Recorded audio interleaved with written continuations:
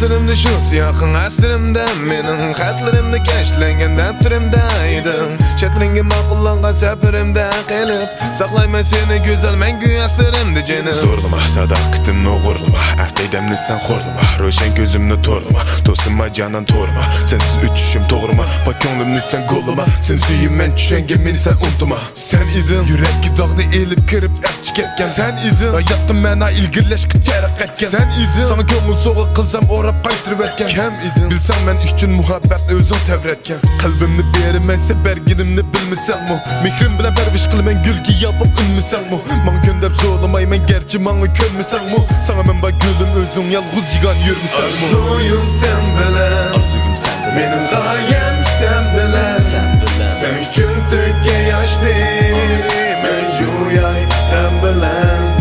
Arzuyum sen bilan, mening g'oyam sen bilan, sen uchun to'kkan yoshni men yuyay ham bilan. Yaşlarım mahdi gözümden de bir gün meni saklığına basa aldımdaki kan tutun.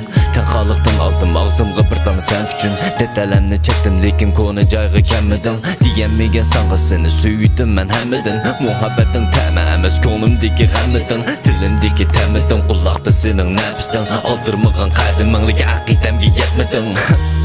Amal yokturmuş degan mushu shu. Sen qadrlimisan bulbulga o'xshash uchudu. Güzel she'rin yıka yalmavuzning qo'shudu. Aqvaraqqa o'xshash qizcha qar siyag'i to'shudu. Pushaymonlik bo'lmasin, pushaymonda qolmasang, o'zing yaxshi ko'rgan shu qizchaqni tanlasang.